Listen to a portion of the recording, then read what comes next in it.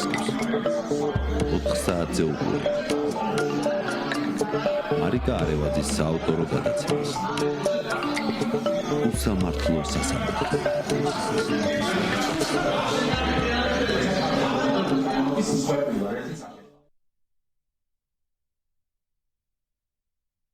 გადაცემით უსამართლო სასამართლო და დღევანდელი გადაცემის წინასიტყვაობა მინდა დაუთმო იმ განაჩენებს, რომელიც დღეს გამოცხადდა თბილისის საქალაქო სასამართლოში. ერთის მხრივ ეს შეეხება თედო აბრამოვის საქმეს, რომელსაც ბრალი ჰქონდა წაყენებული ნარკოტიკულ დანაშაულთან დაკავშირებით და რომელიც გიორგი ახობაძის მსგავსად, ვინაიდან მტკიცებულებითი სტანდარტი არც აღნიშნულ საქმეში არ იყო დაცული, გათავისუფლდა სასამართლო დარბაზიდან და ის არის უკვე მეორე რეჟიმის პატიმარი, რომელმაც თავი დააღწია უკანონო პატიმრობას. თუმცა ამავე დღეს, ანუ დღეს 2 საათზე ასევე იყო სხდომა დავით ხომერიკის ახალგაზრდა 26 წლის მუსიკოსის, რომელსაც ნინო გალუსტაშვილმა მოსამართლემ შეუფარდა პატიმრობა 4 წლითა და სასჯელის სახით, უბრალოდ შეუფარდა პატიმრობა 4 წლითა და 6 თვით.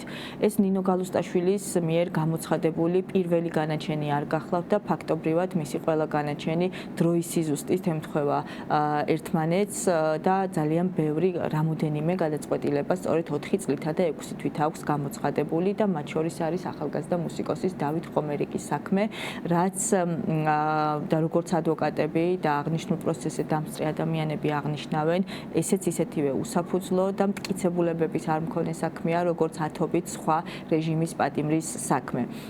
დღეს ვართ მოცემულობაში, როდესაც რეჟიმი ხვდება, რომ მის მიერ დაწყებული ადამიანების დაშინების მიზნით დაწყებული საქმეები დაჭერები თავადვე უბრუნდება უკან არა იმ ეფექტით, რომელიც მას სურდა რომ მიეღო, არამედ უკუ ეფექტით, როდესაც საზოგადოების რეაქცია ამ საქმეებზე არის მკვეთრად ნეგატიური და საზოგადოების მოთხოვნა არის, რომ არც ერთი უკანონო პატიმარი არ იჯდეს ციხეში.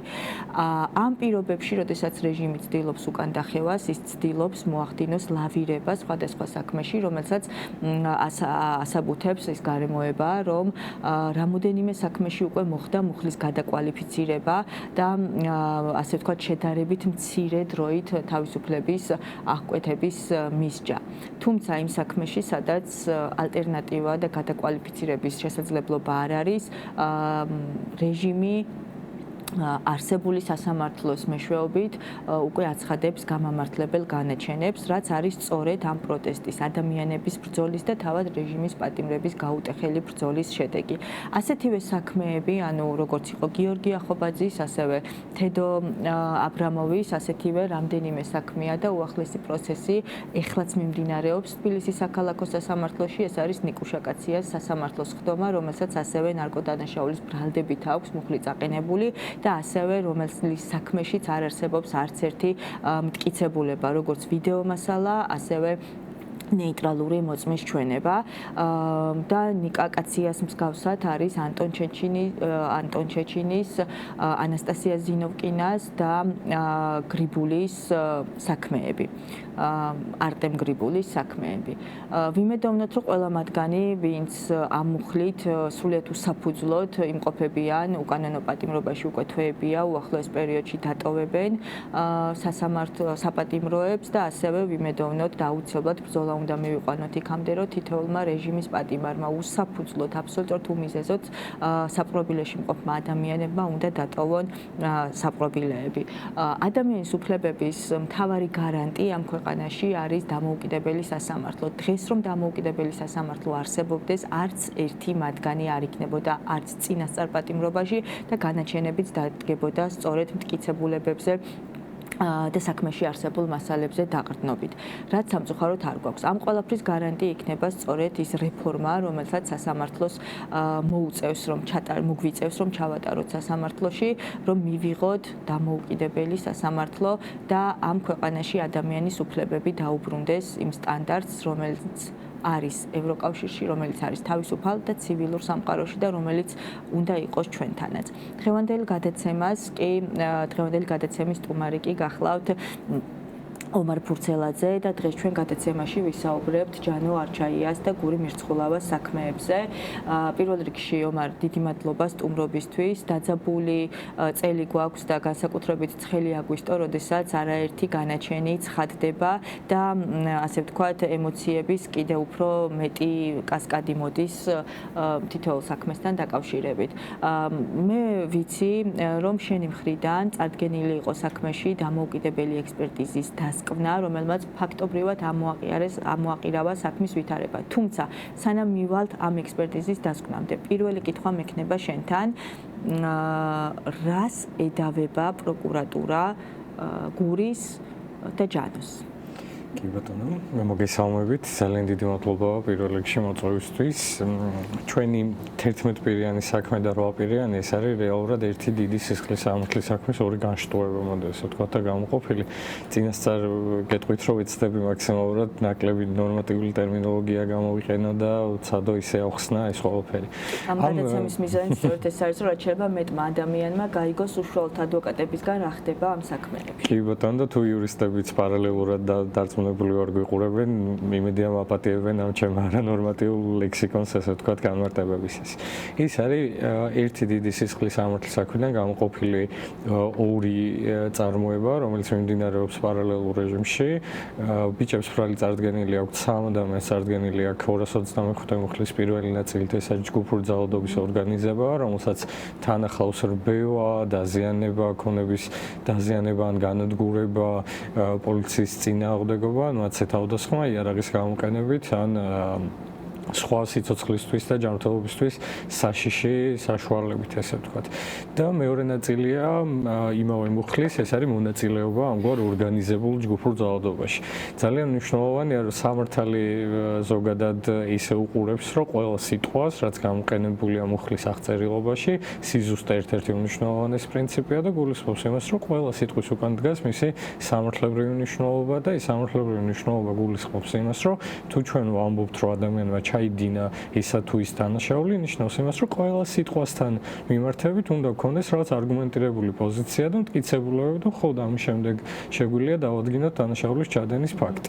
ამ კონკრეტულ შემთხვევაში წარდგენილი ბრალდება თავის თავში, როგორც გითხარით, გულისხმობს იმგვარ ორგანიზებულ ჯგუფურ ძალადობაში მონაწილეობას, რომელსაც თან ახლავს რბევა, ძალადობა, პოლიციის წინააღმდეგობა, პოლიციას თავდასხმა, სიცოცხლისთვის და ჯანმრთელობისთვის სახიფათო საშუალებებით, ესე ვთქვათ. იარაღის ცნების ქვეშ იგულისხმება სწორედ ნებისმიერ საშუალება, რაც ობიექტურად საშია ვინმე სიცოცხლისთვის და ჯანმრთელობისთვის. ეხლა რატო არის ამის ესე დეტალიზება მნიშვნელოვანი? ის ბრალი ბიჭებს წარდგენილი აქვს პირველი სასამართლოს ხდომას, ჯერ კიდევ აღკვეც ღონისძიება პირველი წარდგენის ხდომაზე, როცა მივედით დეკემბერში და ვიხილავდით, რომ ბიჭები საბოლოო გადაწყვეტილებას უნდა დაუდებოდნენ პატიმრობაში თუ შესაძლებელი იყო მაგალითად გირაოთი გათავისუფლების შემთხვევაში სახლიდან დასწრებოდნენ, ესე ვთქვათ, სასამართლოს ხდომებს. მაშინაც ვამბობდით იმას, რომ ბრალი იყო იმდენად აბსტრაქტული, რომ ფაქტობრივად სახელები და გვარებიც კი არ იყო ჩამოთვლილი, გულისხმობ დანაშაულებთან მიმართებით. დაახლოებით ესე იყო პროკურატურის შუამდგომლობა წარმოდგენილი, რომ 11 ადამიანს გთხოვთ მიუსაჯოთ რაღაც ეს ჩაიდინეს 11. ინდივიდუალური ჩაშლა არის? არ არსებობდა, მარტივ მაგალითს მოგიყვანთ გურის და ჯანოს შემთხვევაში. გური მირცხულავას ბრალის დადგენილება ესე აღწერილი, რომ ამ ადამიანის ორგანიზებულ ჯგუფურ ძალადობაში მონაწილეობა გამოიხატაო, რომ დაუდგენელ მძიმე საგანს ისრის პოლიციასო. ერთჯერადად, ერთი მხოლობით რიცხვში არის და იგულისხმება, რომ ერთხელ მძიმე საგანი ესროლა პოლიციას. ეს არის ბრალი. იგივე ჯანოს შემთხვევაში. იქაც მითითებულია მძიმე საგანი. ეხლა ეს საგანი არის ამოღებული, ან რა საგანი არის გაშიფრული? არასოდეს არ დაზუსტებულა. ეს არის ყველა საინტერესო ნაწილი. ისევ დეკემბერში რომ დავუბრუნდეთ პირველ ხდომაზე, ვამბობდით, რომ მე რომ შევძლო ჩემი დაცვის ქვეშ ყოფის სწორად ადვოკატირება და წარმართვა, იქნებ მინდა რომ გიღიარო ბრალი, ხო? იქნებ გეუბნები რომ ჩავიდინე დანაშაული, ხო უნდა მითხრა. რა დანაშაულში მაქვს ბრალი წარდგენილი, რომ შევძლო აღიარება. ეხლა მოდი ესე წარმოვიდგინოთ, რაც უტრირებული მაგალითია, მაგრამ ვინმე რო თქვას, რომ ვიღაცამ ვიღაც რაღაც საშუალებით სადღაც მოკლა. აი ესეთ ფორმულირება ხო? ვერ აღიარებ ხო ფიზიკურად გაუცბრალს, თუნდაც გინდოდეს ვერ იტყვი იმას, რომ კი ნამდვილად ჩავიდინე თუ გარემოებები დაზუსტებული არ არის. დაახლოებით იგივე ფორმულირება იყო გული მრცხვავის შემთხვევაში, რომ სანამ გამოძიება არ დასრულდა, საუბარი მაქვს 5 მარტზე, ჩვენ არ ვიცოდით რა მტკიცებულებები იყო და როდის რა გარემოებებში რა საგნის როლს ედავებოდნენ გული მრცხვავას და რატომ ემუქრებოდა მაგალითად 4-დან 6 წლამდე პატიმრობა. რეალურად ბრალის დადგენილება ზუსტად იგივე დარჩა, რაც დეკემბერში იყო, ანუ ქმედება აღწერილი დღესაც ესეა, რომ რაღაც მძიმე საგანი, ოდესღაც კონკრეტული დროც კი არ არის მითითებული, ისროლა პოლიციის მიმართულებით. არც ის რომ ვინმეს მოხვდა, ვინმე დააზიანა, რაიმე ზიანი გამოიწვია. ამის შემდეგ მტკიცებულებებით უბრალოდ რაც მოიტანეს ეს ხმაღალი ნათქვამი, ამაც მტკიცებულებების დაძახება, მაგრამ მასალები მოდი ესე ვთქვათ. რაც მოიტანეს, ჩვენ შევძელით გაგვერკვია, რომ დაახლოებით რაზე იყო საუბარი იქ. ნაჩვენებია ვიდეო, სადაც თითქოს გური მაგალითად ხელს იქნევს, მეორე შემთხვევაში ჯანო იგინება პოლიციის მიმართულებით და იქნევს ხელს. დაახლოებით წარმოვიდგინეთ, რომ საერთოდ რას ეგვედავებოდნენ და რა უნდათ ჩვენგან. ეხლა რამდენად არის შესაძლებელი ესე ვთქვათ კონკრეტიკის შეტანა თუნდაც დღის მდგომარეობით ლამის 9 თვე გავიდა, მალე განჩენები იქნება და რა ვიცი 9 თვის მერე 5 დეკემბერთან შედარებით და აი რა შეიძლება გავიგოთ. ანუ ასე მძიმედ არის საქმე, რომ ფაქტობრივად რებუსის თამაში გიწევთ ადვოკატებს იმისთვის, რომ დაადგინოთ რასთან გვაქვს საქმე და რას ედავება გამოძიება და პროკურატურა ამ შემთხვევაში უკვე თქვენი დაცვის ქვეშ სამხედრო გულის და ჯანოს. სიმართლე გითხრათ, დაცვაც კი რთული არის, არა იმიტომ რომ საქმე არის იმდენად კარგად მომზადებული, არამედ იმდენად მწირია მასალა. საუბარი და პოზიციონირებაც კი რთულია. ხაზი რაზე უნდა ააგო მარტივად რო ვთქვათ, რომ აი თუნდაც საყოფა ცხოვრება ურთიერთობაში იმისთვის, რომ საპასუხო პოზიცია შეისწავლოს ადამიანს, გჭირდება ხო პირველადი პოზიცია რომ მოისმინო ჯერ და იცოდე რას უნდა უპასუხო. ამ კონკრეტულ შემთხვევაში ეს არ არის ჩემი გაზვიადება, ხე ნებისმიერ ადვოკატი იტყვის, რომ აი არანაირი მტკიცებულება არ არსებობს. უხეშად რო ვთქვათ, რომ ესე ვთქვათ ადვოკატის პოზიციისთვის ეს ლოგიკური თანმიმდევრობა, სიტყვათა თანმიმდევრობა, მაგრამ ამ კონკრეტულ შემთხვევაში გასულიერ 14 ტომია საქმის მასალა. 14 ტომიდან ჯერ 11 პირიან საქმეზე 14 ტომი იურისტებისთვის ალბათ გასაგები იქნება, რაზე ვლაპარაკობთ, რომ რამდენად პატარა საქმე არის, იმიტომ რომ აქედან დაახლოებით 6 ტომი უბრალოდ საიდენტიფიკაციო მონაცემებია, საუბარია ამ მონაწერებზე, პოლჯის მონაცემებიდან, პირად მონაცემებზე, საცხოვრებელი ადგილის დადგენა, განსაზღვრა, ასე შემდეგ და ასე შემდეგ და დაახლოებით 6 ტომია საქმის მასალა. ის 6 ტომი 11 ადამიანზე და არა კონკრეტულად შეიძლება. რა თქმა უნდა, ეს რომ გავყოთ ახლა დაახლოებით და წარმოვიდგინოთ ვისზე რამდენია, დაახლოებით გამოვა რომ 100 ფურცელია შეიძლება ინდივიდუალურად ერთ ბრალდებულს. ნებისმიერი ადვოკატი, ნებისმიერი სისხლის სამართლის სპეციალისტი, ვინც ამას მოისმენს, ჩემი აზრით ჩინარში შესვლა აღარ დაჭირდება, დაახლოებით ხვდება, რომ 100 ფურცელი რამდენად არის საკმარისი იმისთვის, რომ პირი გაუშვათ 4-დან 6 წლამდე თავისუფლების აღკვეთის მიზნით დაწესებულებაში. ომარ, კიდევ ერთ შეგეკითხები უშუალოდ ორგანიზებასთან დაკავშირებით, რადგან ედავებიან ჯგუფურ ორგანიზებულ რაღაც დანაშაულში მონაწილეობას, ხომ? იმიტომ რომ რამდენი ამ ჯგუფის ადვოკატი ყავდა მოყვანილი, არც ერთი არავინ ერთმანეთს არ იცნობდა. ამ შემთხვევაში მაინტერესებს ჯანო და გური თუ იცნობდნენ ერთმანეთს ან სხვა პირებს იქ. არა თუ ერთმანეთს იცნობდნენ გური და ჯანო, არამედ სხვადასხვა დღეს ჩადენილი მოქმედებებისთვის აქვს ბრალი წარდგენილი, ანუ პროკურატურა თვითონვე არ უშვებს იმას, რომ ეს ადამიანები ერთმანეთს გადაყრიან. საერთოდ გარდა იმისა, რომ ვერაფერი ვერ დაადასტურეს ორგანიზების ნაწილში. ნახეთ, ორგანიზება ზოგადად ეს არის ორგანიზებული ჯგუფი რა, მოდი განვარტოთ და აქედან მივყვები. ორგანიზებული ჯგუფი ეს არის ერთმანეთთან შეკავშირებული ადამიანები, 2 ან მეტი ადამიანი და ორგანიზებულობა გამოიხატება იმაში, რომ ამ ჯგუფს უნდა კონდეს განსაზღვრული საერთო მიზანი, საერთო მიზანთან დაკავშირებით შესრულების მეთოდები და გზები განაწილებული უნდა იყოს როლები, ყველას უნდა კონდეს ინდივიდუალური ფუნქცია, უნდა კონდეს გამოკვეთილი სამოქმედო გეგმა, ასე შემდეგ და ასე შემდეგ. ეს არის არა ჩემი, არამედ სისხლის სამართლის კოდექსის სტანდარტი.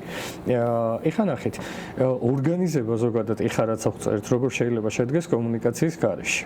ხო? ფიზიკურად შეუძლებელია ეხლა ზებუნებრივ ძალებს თუ არ უშვებთ, რომ არსებობს, მაშინ გამოდის, რომ კომუნიკაციის რომელიმე ფორმა უნდა გამოვიყენოთ. კომუნიკაციის ფორმები შეზღუდულია, ხო? ან ვერბალურად ერთმანეთს უნდა შევხვდეთ და ესევე საუბროთ, ან უნდა გამოვიყენოთ კომუნიკაციის ტექნიკური საშუალებები, როგორც არის ელექტრონული პოსტა, როგორც არის მობილური ტელეფონი, ზარი, ასე შემდეგ.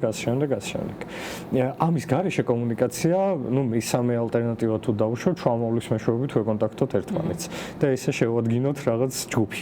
ორგანიზებული. შუამავლის იდენტიფიცირებული უნდა იყოს.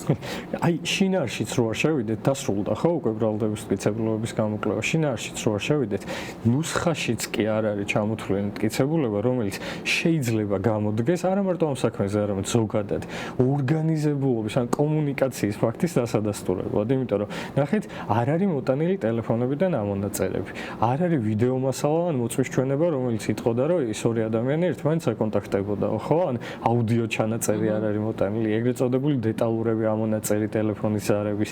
მსგავსი არაფერი არ გვინდა შინაარსში შესვლა. ნუსხაში არ დევს უბრალოდ მტკიცებულებების ჩამონათვალში არ არის იმგვარი ტიპის მტკიცებულება, რომელიც კომუნიკაცია შეიძლება ასახავდეს საერთოდ.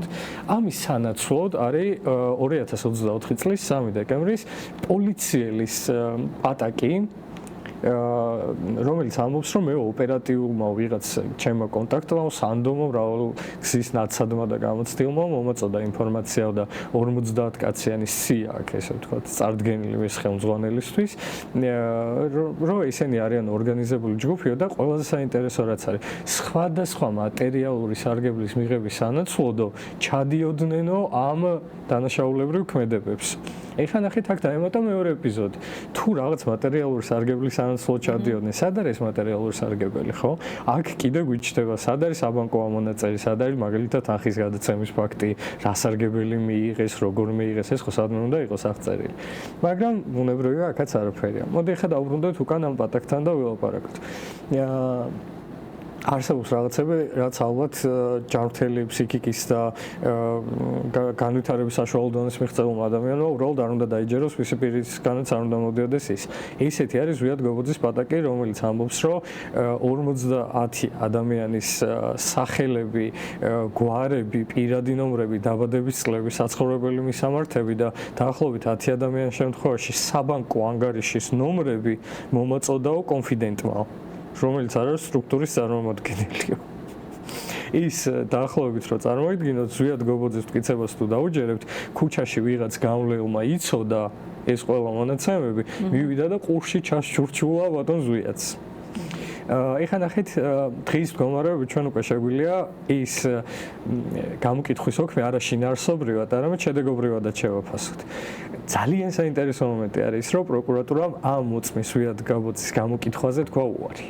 სასამართლოში სასამართლოში მისი გამოკითხვა? ანუ ერთადერთი მტკიცებულება, რომელიც შესაძლებელია თუნდაც ირიბად უთითებდა ჯგუფურობაზე და ორგანიზებულობაზე, ამ მტკიცებულების გამოკვლევაზე უარი თქვა პროკურატურა და ბრალდება. ანუ ეს ვეღარ დაბრუნდება, ხო, მაყურებელს გასაგები რო იყოს. საქმეში ვეღარ დაბრუნდება, ის ითვლება, რომ მტკიცებულება აღარ არის, მოსამართლე ვერ იხელმძღვანელებს ამ პატაკით.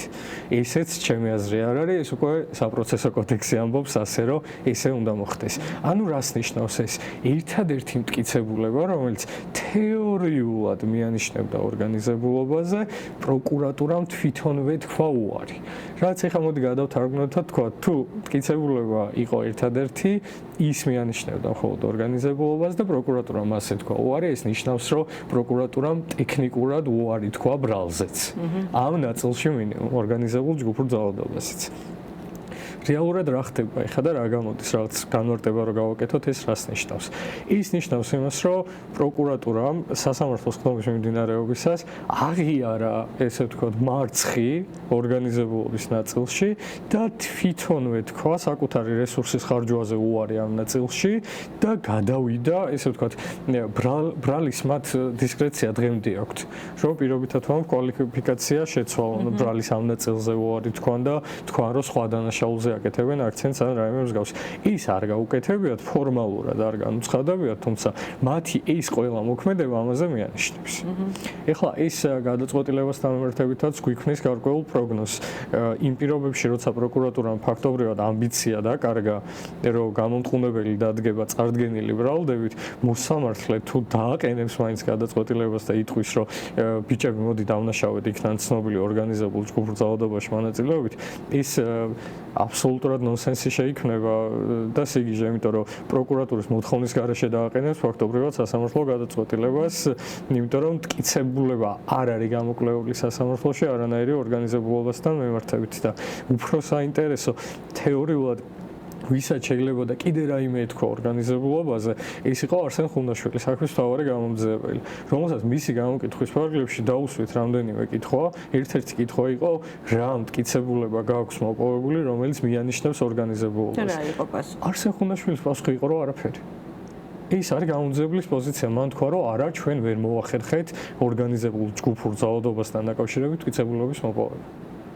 და ამ ფონზე იმის თქმა, რომ სასამართლო გადაწყვეტილებას მიიღებს და იტყვის, რომ გამომტყუნებელი განაჩენი უნდა იყოს და ბიჭები დავნაშავეები არიან, ის იქნება უკვე სამართლის ჩარჩოს გარეთ მიღებული გადაწყვეტილება, რომელსაც უკვე ამ ფონზე ასევე ისმის კითხვა აღკვეთ ღონისძიებასთან დაკავშირებით, იმიტომ რომ ყველა ის ადამიანი, რომელიც დააკავეს, ასე ვთქვათ, შერჩევითად, როგორც მე ქართული ოცნების პრემიერმა განაცხადა, რომ ესე შერჩევითად რამდენიმე დავაკავეთ, რომ პრევენციის მიზნითო, ფაქტობრივად ყველას შეუფარდეს აღკვეთი ღონისძიების ყველაზე მძიმე ფორმა პატიმრობა. აი ამ პირობებში, როდესაც საქმეში აი ესეთი სურათია, ხო, გამოვლენილი, თავიდანვე ან შემდგომ გადასინჯვებზე, რამდენად სწორი იყო და რამდენად სამართლიანი იყო სასამართლოს მხრიდან პატიმრობის დატოვება? ძალიან დიდი მადლობა ამ კითხვისთვის, იმიტომ რომ ეს არის ერთ-ერთი ყველაზე საინტერესო სამართლებრივი მომენტი, რომელზეც სამწუხაროდ ვერ ვაქცევთ სათანადო ყურადღებას. მე ხშირად ვამბობ და ვიმეორებ, რომ მიუხედავად იმისა, რა გადაწყვეტილება დადგება, ის არ ცვლის იმ ფაქტს, რომ ბიჭები პოლიტიკური პატიმრები არიან, თუნდაც გაამართლოს და თქვას, რომ აი უდანაშაულოდ მივიჩნევ ამ ადამიანებს და მოდი სახლში წადით, ის არ უბრუნებს ბიჭებს დაკარგულ 8 თვეს. და ეს უნდა შეფასდეს სამართლებრივად, იმიტომ რომ პატიმრობის 8 წუთიც კი უკანონო, ეს არის სახელმწიფოს პასუხისმგებლობა თავიდან ბოლომდე. იმის თქმა, რომ 8 თვე და 9 თვე ბიჭები უკანონოდ იმყოფებოდნენ პატიმრობაში, ეს არასოდეს არ უნდა დარჩეს შეფასების გარეშე. მოდი ახლა დავბრუნდეთ უკან და გიპასუხებთ მათ შორის ირაკლი კობახიძის განცხადებაზე. სამწუხაროდ ირაკლი კობახიძე მარტო არ არის, მაგრამ მასე გავაკეთებ აქცენტს, იმიტომ რომ ეს ადამიანი ალბათ ყველას ახსოვს საჯარო განცხადებებიდან, რაც სოფლიო დონის იურიდიული ფაკულტეტების ჩამონათვალს აქვეყნებდა ხოლმე დიდაქტიკურად და მე მაინც ესე ვიტყოდი, რომ ჩემთვის ცოტა წარმოუდგენელია, როგორ შეიძლება ამდენ კარგი იურიდიულ ფაკულტეტზე და უნივერსიტეტში ისწავლო და ესე ცუდი იურიდიული განცხადებები ჰქონდეს დღის ბოლოს მაინც. იმიტომ რომ ის ადამიანი ჯერერთი რო უდანაშაულობის პრეზუმპცია სტაბილურად არღვევს. არა მარტო არ ღვევს, სასამართლოზე ზეწოლას ცდილობს გადაწყვეტილებაზე მინიშნების, რაც კლასიკური ნიმუშია ადამიანის უფლებათა ჭრილში სასამართლოზე ზემოქმედების ზეწოლაა ფაქტიურად სასამართლოზე რეალურ დროში. იმის გათვალისწინებით, რომ კობახიძე მარტო არ არის და ძმანი მისნიც არ აკლებენ ამ კომენტარებს საჯარო ეთერებიდან, ის პირდაპირ ნიშნავს, რომ პოლიტიკურ პატიმრობის სტანდარტის მტკიცება ფაქტობრივად ჩვენ არ გვიწევს, ჩვენზე უკეთ გამოსდით ამ ადამიანებს თავიანთი განცხადებებით. გამოფინეს ესე ვთქვათ, რაც კიდე ერთი მანიშნებელია იმისა, რომ სისხლის სამართლის საქმეს ძალიან უჭირს და კონკრეტულ პოლიტიკურ ძალას მის ინტერესების გასატარებლად ჭირდება საჯარო ეთერების მეშვეობით, მათ შორის მის ლოიალურ სასამართლოზე ზეწოლა. ის ერთი ლოიალურ სასამართლოზე, მის მიმართ ლოიალურ სასამართლოზე ზეწოლა და მეორე მისავე მიმართ ამომრჩეველი ვეძახოთ თუ ყოველ შემთხვევაში ის ადამიანები, რომლებიც პოზიტიურად არიან განწყობილები და ამ რეჟიმს ამაგრებენ დუმილით თუ ასე შემდგომ, მათ მიმართაც, იმიტომ რომ ეს არის ის საქმეები, რომელმაც იმოქმედა ყველაზე ფაქტობრივად.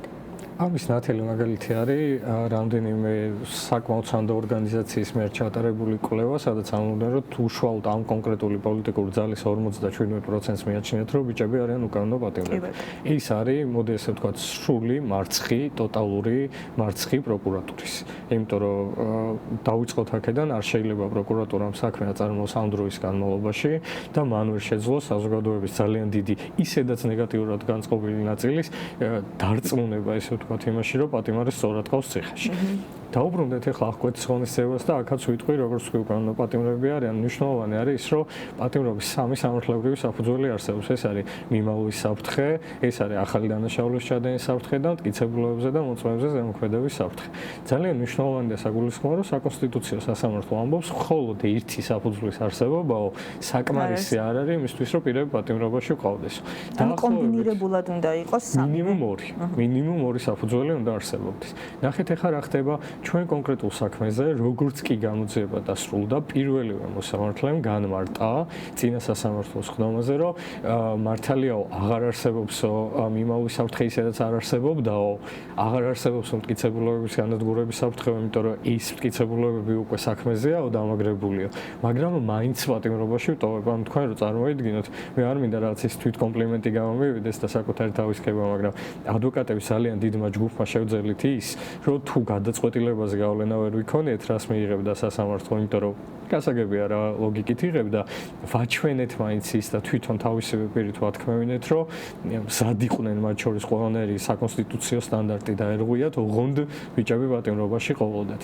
და ის ყველაფერი ჯერ კიდე 5 მარტიდან არის დეკლარირებული, დოკუმენტირებული და დევს საქმეში, რომ ბიჭები კი, აი აქ ადვოკატთან დაკავშირებით მინდა და დაგაბრუნებ მე ისევ ადვოკატებთან დაკავშირებით მინდა აღვნიშნო თქვენი შრომაზე აბსოლუტურად დიდი მადლობა, რა თქმა უნდა, იმიტომ რომ ის შრომა, რომელსაც თქვენ სწევთ არის და თითოეული ამ საქმეში ჩართული ადვოკატი არის ფასდაუდებელი, რომ არა, ანუ რაში მდგომარეობს ადვოკატის როლი, მათ შორის ავტოკრატიულ სახელმწიფოში, ხო, რომ არა ადვოკატის მიერ სწორად მომზადებული საქმე, სწორად პოზიციონირება სასამართლოს ხდომებზე, მტკიცებულებების დამაგრება და საზოგადოებამდე მისი შინაარსის მოტანა, რეჟიმი არ გახდებოდა იძულებული, ანუ ვერ დავინახავდით ჩვენ ჯერ ერთი პროკურატურის ასეთ ტოტალურ მარცხს და მეორე ვერ დავინახავდით, ანუ რეჟიმის უკან დახევას. ამიტომ აქ ძალიან მნიშვნელოვანია სწორედ ადვოკატის როლი, მიუხედავად იმისა, რომ აბსოლუტურად ყველამ ვიცით, რომ დღეს სასამართლოში გადაწყვეტილებები ფაქტობრივად არ მიიღება. კი ბატონო, და დოკუმენტირება პირველ რიგში და ამ ფორმალური იძულება სასამართლოსი თვითონ აღიაროს ცალკეული გადაწყვეტილებების უკანონობა ფორმალურად. ის შეძლოს სწორედ იქ ფანტასტიკური ადვოკატების ძალიან დიდი ჯგუფი მუშაობს, რომელიც რაღაც თავის პრინციპულობის კომპეტენციის ხარჯზე ახერხებდა ამას თვეების განმავლობაში და მე იმედი მაქვს, რომ საბოლოო გადაწყვეტილებას ზუსტად იგივე გავლენას მოახდენს, რაც აქამდე შევძელით, რომ რაც ჩიხები შეგვექმნა და შეგვეყვანა, რომ მერე უკვე ყველასთვის ხადი გამხდარიყო, რას არღვევენ და რატომ ვამბობთ, რომ არღვევენ. აი ამ ფორმულებს მინიმუმ ეს არის ძალიან დიდი მონოპოლარი, რომელიც უზარმაზარი ჯგუფის დამსახურება, პრინციპული ჯგუფის ადვოკატების. აი აღკვეთის ღონისძიებასთან დაკავშირებით სწორედ ეს სტანდარტი, რომ ამ ადამიანებმა ფაქტობრივად დაწერეს, რომ ჩვენ არ გვაინტერესებს კონსტიტუცია, პატიმრობაში ვტოვებ, იმიტომ რომ მინდა რომ დავტოვო, ის არის უკვე ჩვენი მიღწეული მონოპოლარი, რაც ნიშნავს იმას, რომ ადამიანის უფლებათა ევროპული სასამართლოსთვის მომზადებულია, დოკუმენტირებულია ეს დარღვევების თანმიმდევრობა და იმედი მაქვს, რომ ოდესმე ნაციონალურ დონეზეც მოგვეცემა ამ საქმეების გადახედვის და ესე ვთქვათ, თავიდან სამართლებრივი შეფასების საშუალება, სადაც ასევე არანაკლებ მნიშვნელოვანი იქნება, იმიტომ რომ ნახეთ, ნაციონალურ დონეზე, ანუ ეროვნულ დონეზე აუცილებლად დადგება ის დრო, როდესაც ყველა ეს საქმე იქნება გადმოღებული, ყველა ეს საქმე იქნება შესწავლილი და ყველა ეს განაჩენი თუ განჩინება შუალედებში მიღებული იქნება სტანდარტთან და ადამიანის უფლებების სტანდარტთან შესაბამისობაში შედარებული, ასე ვთქვათ, და ეს გამოიწვევს უკვე იმ კონკრეტული მოსამართლეების მიმართლეების თუ საქმეში ჩართული პირების მიმართ კონკრეტულ მოქმედებებს. 100%-ით, იმიტომ რომ მე მგონია, რომ ის ქვეყანა და ის ადამიანები, ვინც დღეს იბრძვიან, უბრალოდ იმსახურებენ იმას, რომ ოდესმე ამ საქმის მასალები აღმოჩნდეს სხვა სისხლის სამართლის საქმეზე, როგორც მტკიცებულებები და იქ უკვე განსაჯელი უნდა იყვნენ ადამიანები, ვინც ჩვენს ბიჭებს მინიმუმ 8 თვე წაართვეს, იმიტომ რომ კიდევ ერთხელ ვამბობ, ფიზიკურად შეუძლებელია ის ადამიანები უკვალოდ დაიკარგოს დღემდე გატარებული რომელიმე წუთი უკანონო პატიმრობის. თუ ოდესმე აი აქ ამ ტერიტორიაზე უნდა აშენდეს სახელმწიფო დემოკრატიული, მაშინ სახელმწიფო შენობა უნდა დაიწყოს იქიდან, რომ ყველაფერს კონდეს თავის სახელი და ვიღაც ადამიანებმა ეგეთი რაღაც აქსიომატური ჭეშმარიტება უნდა გაიაზრონ, რომ არ შეიძლება 8 წუთიც ყავდეს ადამიანი უკანონოდ პატიმრობაში და ის შენი ვალია, რომ ეს არ მოხდეს მიუხედავად იმისა, რა პოლიტიკური ძალა, რა გავლენის მქონე ადამიანი თუ ადამიანთა ჯგუფი გაიძულებს იმას, რომ მათთვის საინტერესო გადაწყვეტილება მიიღოს. ყველა უნდა გაიაზროს ის, რომ კი, ნამდვილად კონკრეტული გამოძიებლის, კონკრეტული პროკურორის და კონკრეტული მოსამართლის და მათ შორის შეიძლება მის თანაშემწის პასუხისმგებლობაც არის ის, რომ ვიღაც ადამიანები უკანონოდ ციხეში ხვდებიან და ეს არგუმენტი უნდა მოისპოს ალბათ, რომ არსებობდა დავალება და რამ ექნა ვასრულებთ. ის უნდა მოიცირკოს, იმიტომ რომ მაგის გარეშე აქ შეუძლებელია რამე გაკეთდეს. აუცილებლად და მინდა ასევე ყურადღება გავამახვილოთ საქმის დეტალებს რომ დავუბრუნდეთ. საქმეში არის წარმოდგენილი ვიდეო მტკიცებულება. ჯერ მინდა მესაუბრო რა ჩანს ამ ვიდეოში პროკურატურის მხრიდან წარმოდგენილ მტკიცებულებაში და შემდგომ ასევე მესაუბრო იმ ექსპერტიზის დასკვნაზე, რომელიც შენ წარადგინეს სწორედ ამ ვიდეოსთან დაკავშირებით. კი ბატონო, ეს იყო ალბათ ერთ-ერთი ბიჭების საქმის პარალელურად მიდიოდა დისკრედიტაციის ძალიან დიდი კამპანია და მიდიოდა რაღაც გარკვეული თავდასხმის ბიჭებზე თავდასხმის გზით მიდიოდა გადაწყვეტილებისთვის მზადება ნეგატიურისთვის, რომ აი დაიჭირეს, იმიტომ რომ დასაჭერები არიან, ეს ხდებოდა სასამართლოს გარეთ, ხდებოდა სასამართლოში. ამის მთავარი იარაღი იყო ვიდეო მტკიცებულება, რომელზეც აპელირებდნენ, რომ პირდაპირ ალბათ ეხა ვიტყვი წინადადებას და ბევრს მოხვდება, რომ გაუგია ეს კონკრეტული ადამიანებისგან, რომ არსებობს ვიდეოები, როგორ ჩადიან ეს ხალხი დანაშაულებს. ეს იყო მთელი კამპანია, ამაზე იყო შემოშენებული. ნახეთ, ის ვიდეოები რეალურად გური მრცხულავის შემთხვევაში იყო 13 წამიანი ვიდეო, სადაც ჩანს გურის დახრა, რაც გარკვეული საგნის აღება და გასროლა გაურკვეველი მიმართულებით და პოლიცია ამას განმარტავდა, რომ აი ეს არის მძიმე საგანი, რო გითხარით, რომ პოლიციელს ესროლა. პირდაპირ ვიდეო გვაქვს მეტი რა გავაკეთოთ. ამავე ვიდეოში ჩანდა, რომ პოლიციელს ესროლა? აი აქ არის ყველაზე საინტერესო რამე, რეალურად ჩვენ ფანტასტიკურად ხედავდით, რომ ეს არ იყო კლასიკური გაგებით პოლიციელისკენ რაიმე სროლა, მაგრამ თავი შევიკავე იქამდე სანამ მაინც მექნებოდა შესაბამის კომპეტენციის, კვალიფიკაციის და პირველ რიგში უფლებამოსილების მქონე პირის დასკვნა, წერილობითი კვლევის შედეგად და ეს იყო ექსპერტიზის დასკვნა, რომელიც მივიღეთ რაც 3 კვირის წინ, 2 კვირის წინ და ამის შემდეგ უკვე ექსპერტი გამოიკითხა სასამართლოში. რა თქვა ექსპერტმა? ექსპერტმა თქვა ის, რომ 13 წამიან ვიდეოში ნაჩვენები ქვა, რომლითაც იხსნება ესე ვთქვათ ვიდეო და 2-დან 3 წამამდე გრძელდება, ეს არის აბსოლუტურად სხვა კონტექსტში, სხვა განათების პირობებში, სხვა შესაძლოა სხვა ტექნიკური საშუალებით გადაღებული ვიდეო, სიხშირეების შედარებით აღადგინა ეს ყველაფერი, სხვა ესე ვთქვათ კონტექსტში გადაღებული ვიდეო, რომელიც მიკერებულია გური მრცხულავას ესე ვთქვათ ვიდეოს, ქმედების ამსახველ ვიდეოს. ანუ ამ ფრაზას ვამბობდით და მე ცოტა ისე ჟღერდა კომიკურად. ქვა ჩაუდეს გური მრცხულავას და რეალურად მართლა ის მოხდა, რომ ქვის ფოტო აიღეს და გური მრცხულავას ვიდეოს მიაკერეს. ეს იყო მონტაჟის პირველი კვალი. მეორე კვალს რაც შეეხება დადასტურებული ექსპერტიზა. ის ექსპერტიზის 28 წლიანი გამოცდილების ფანტასტიკური, ძალიან პატიოსანი და ღირსეული ექსპერტის კვლევის შედეგია. ეს ყველაფერი, რომელიც ჩაატარა ძალიან ისეთი მაღალ ტექნოლოგიური პროგრამების გამოყენებით, რომელიც ერთადერთი ლიცენზირებული პროგრამების მფლობელია, მგონი საქართველოში ეს გალბატონი. სახელსაც ვიტყვი გალბატონი მარიკა ტოკლიკიშვილი, ფანტასტიკური ძალიან ღირსეული ექსპერტი, ვინც ეს ყველაფერი გააკეთა.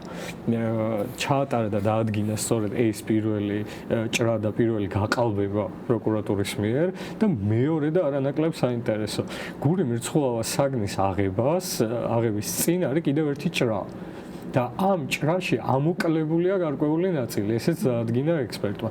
და სავარაუდოდ აქ შემოდის უკვე ეს დადასტურებული ვერ იქნება, იმიტომ რომ წაშლილია მონაკვეთი, მაგრამ სავარაუდოდ, იმიტომ რომ კადრი იხსნება 5-6 ადამიანის რეფლექსური მოძრაობით, როგორ ხრიან ისინი ერთდროულად თავს დაბლა იხედებიან. სავარაუდოდ ეს ნიშნავს იმას, რომ წაშლილია როგორ ისხვის პოლიცია გურის მიმართულებით საგანს, რომელსაც შემდეგ გური იღებს ხელში. იმიტომ რომ კადრი იხსნება ზუსტად თავის პოლიცია იმ პერიოდში ისროდა რაღაც საკნებს, გარდა იმისა, რომ ხუთავაირს და გასტროლებს აკეთებდა, რაღაცების როლა იყო, ყველა ვიცით, ვინც იქ ჯანოს იყავით. ეპიზოდში სხვა შორის ექსპერტიზამ დაადგინა და ეს არის პირველი წერილობითი დასტური ამ საქმეების მიმდინარეობის განმავლობაში, სადაც პირდაპირ დაწერა ექსპერტმა, რომ ვიდეოზე ასახულია ჯანვარჩაიას და აქციის მონაწილეების მიმართულებით როგორ ისხვრიან პოლიციელები საგნებს. ეს არის აღწერილი პირდაპირ ჯანვარჩაიას ვიდეოს აღწერისას. ექსპერტის მიერ ეს ასევე არის წერილობითი მტკიცებულება და წერილობითი დასტური იმისა, რომ პოლიციელები ნამდვილად ესროდნენ აქციის მონაწილეებს. რაც შეეხება გურის ვიდეოს კიდევ ერთი მტკიცებულება მოგიპოვებია. ფანტასტიკური მტკიცებულება, ეს ჩემი დამსახურება არ არის, ეს არის ძალიან ღირსეული და პატიოსანი ექსპერტის დამსახურება, რომელმაც აიღო და დაწერა ის, რასაც ყველა ხედავთ. ავიდეოებს. გური მირცხულაოს ვიდეოში კიდე ერთი გადაწყვეტა იყო მნიშვნელოვანი კითხვა, რომელიც ჩვენ დავუსვით და პასუხი, რომელიც მივიღეთ. შეგიძლიათ თუ არა განსაზღვროთ პოლიციელებსა და საგნის გასროლის მიმართულებას დახრის კუთხე, განსხვავება. პასუხი იყო შემდეგი. ეს არის 50 გრადუსიანი კუთხე. 45-დან 50 გრადუსამდე კუთხე, რაც ნიშნავს იმას, რომ გური მირცხულავა დამიზნებით ესროლა პოლიციას კი არა, ისროლა სიცარიელეში. და ექსპერტმა სასამართლოში დასმულ კითხვაზე, შეიძლება თუ არა რომ ეს ყოფილიყო დამიზნებით სროლა პოლიციის მიმართულებით, თქვა რომ არა, ეს არ არის და შეუძლებელია იყოს დამიზნებით სროლა პოლიციის მიმართულებით. პირიქით, ეს არის სროლა სიცარიელეში დამიზნებით ყველასთვის აცილების მიზნით. ის არის ის, რაც ექსპერტმა თქვა და ძალიან მნიშვნელოვანი საგნის რაობასთან დაკავშირებით. ჯანოს და გური მირცხულაოს ორივე შემთხვევაში ექსპერტმა თქვა, რომ არც ერთი ვიდეო არ არის ვარგისი, რომ დადგინდეს რა საგანია ეს, ან მისი რაობა და მახასიათებლები, არის თუ არა საერთოდ მძიმე საგანი. და დარჩა რა, რომ ესეთი მოწმე ყავდა დავით ქიტიაშვილი, სახელობით სახსენებელი არამზადა და კრიმინალი თვითონ და გამყალბებელი, მოდის ვიხდი ამ ეპითეტებისთვის, მეტი არ შეიძლება ვთქვა. ეს არის კაცი, რომელმაც თქვა, რომ მაშინ როცა ექსპერტიზა ვერ ადგენდა საგნის რაობას, თქვა რომ მე ფიზიკას ვსწავლობდი სკოლაში და ამიტომ დავადგინე რომ მძიმე საგანი ისროლეს. ეს გამომძიებელია? კი, გამომძიებელია, რომელმაც მოდი ესე ვთქვათ, როცა საქმეს გაუჭირდა ზუსტად ამ კრიმინალის ჩასადენად მოიყვანეს სასამართლოში. რა პრინციპით შეარჩევდნენ, ალბათ თქვენთვისაც ცხადია, რომ აი ეს თავის თავზე აიღო ამ ადამიანს. ეს იყო სტანდარტი, ეს არის ერთადერთი მტკიცებულება, თუ შეიძლება მტკიცებულება ჩაითვალოს გამომძიებლის ნავარაუდები და ნააზრევი საერთოდ, რომელმაც თქვა რომ მძიმე საგანია, თორე ექსპერტიზამ პირდაპირ დაწერა, რომ არც ერთი ეს ვიდეო არ არის ვარგისი იმისთვის, რომ დადგინდეს ეს საგანი არის თუ არა მძიმე. და ამ პირობებში თქვენ ელოდებით განაჩენს და საზოგადოება ელოდება განაჩენს. როდის არის მომდევნო სხდომა? მომდევნო სხდომა ჩანიშნულია 20 აგვისტოს, როცა მოვისმენთ ბრალდების მხარის დასკვნით სიტყვას, ამ შემდეგ 26 და 29 აგვისტოს უკვე იქნება დაცვის მხარის დასკვნითი სიტყვები და საბოლოო სიტყვები ბრალდებულების და ბოლოა და როცა ჩვენ გადაწყვეტილება უნდა მოვისმინოთ, ეს არის 4 სექტემბერი. ანუ 4 სექტემბრამდე აქაც გვექნება განაჩენები და ფაქტობრივად 4 სექტემბერი არის ის პერიოდი, როდესაც წესით უნდა დასრულდეს ყველა მიმდინარე საქმის მსვლელობა თბილისის საქალაქო სასამართლოში. თუ არის რაიმე ისეთი რისი დამატებაც გინდა, შეგვიძლია შევაჯამოთ და ხო, ალბათ სულ ორი წინადადებით შევაჯამებ, როცა ჩვენ ინდივიდუალურად ვლაპარაკობთ მტკიცებულებებზე და მის არარსებობაზე, აი თუნდაც მხოლოდ ეს ექსპერტიზის დასკვნა ვიღოთ და ვთქვათ, რომ რა ჩვენ ამ ექსპერტიზის დასკვნამ ის არის კლასიკური გაგებით გამამართლებელი განაჩენის შეკრული მოცემულობა, მოდი ესე ვთქვათ. ის რომ იყოს საქმე რომლის მიმართაც არ არსებობს პოლიტიკური ინტერესი, ესე ვთქვათ, და გარკვეული ტიპის მოლოდინი და გავლენა სასამართლოზე, მე როგორც ადვოკატი ვიქნებოდი მშვიდად, იმიტომ რომ ზუსტად მეცოდინებოდა რა გადაწყვეტილებას ველოდები და მეცოდინებოდა რომ ეს არის გამომართლებელი, იმიტომ რომ ფურცელზე არსებული მტკიცებულებები სხვა გადაწყვეტილება უბრალოდ არ გამომდინარეობს. ამის ფონზე ზუსტად შემიძლია ვთქვა, რომ მიუხედავად იმისა, რა იქნება გადაწყვეტილება და მე იმედი მაქვს, რომ რაღაც ესე ვთქვათ ეს გადაწყვეტილება გონიერი გადაწყვეტილება იქნება და ერთადერთი გონიერი გადაწყვეტილება გამომართლებელი არსებობს. მიუხედავად ამისა, თუნდაც სხვა გადაწყვეტილება მიიღოს, სხვა მგონია, რომ ამ საქმის ფონზე ყველასთვის ცხადი იქნება, მინიმუმ ჩვენი მიღწევა ის იქნება, რომ მიუხედავად იმისა, რა სიტყვის ასამართლო, ყველასთვის ცხადი იქნება ის, რომ ბიჭები უდანაშაულოები არიან. ისეც ალბათ ერთ-ერთი მნიშვნელოვანი მონოპოლარია ჩვენ. რომ გადაწყვეტილებისგან დამოუკიდებელი გავხადეთ ბიჭების უდანაშაულობა და ვაქციეთ ასე. კი ბატონო, და ჩვენი გადაცემის მიზანსაც სწორედ ის წარმოადგენს, რომ საქმეში არსებული რეალური მოცემულობა მივიტანოთ ფართო საზოგადოებამდე და ყველა იმ ადამიანს, ვისაც აინტერესებს რეალურად, რაზე არის საქმეში საუბარი, რა ზედავებიან, რის საფუძველზე და რა მტკიცებულებებზე დაყრდნობით, ეს ვაჩვენოთ და გავაგებინოთ ყველა დაინტერესებულ პირს. მადლობა არა მხოლოდ გადაცემაში სტუმრობისთვის, არამედ იმ წვლილისთვის, რაც შენ როგორც ადვოკატ შეგაქვს მთელს ამ პროცესში და დაგემშვიდობები დღეს გისურვებ, რა თქმა უნდა, იმ ერთადერთ ლოგიკურ მოლოდინის შესრულებას, რასაც ქვია გამამართლებელი განაჩენი. რაც შეეხება გადაცემას, ჩვენ დაგემშვიდობებით მომავალ პარასკევამდე. ყოველ პარასკევს 4 საათზე უკვე მარიკა არევაძის საავტორო გადაცემას უსამართლო სასამართლო.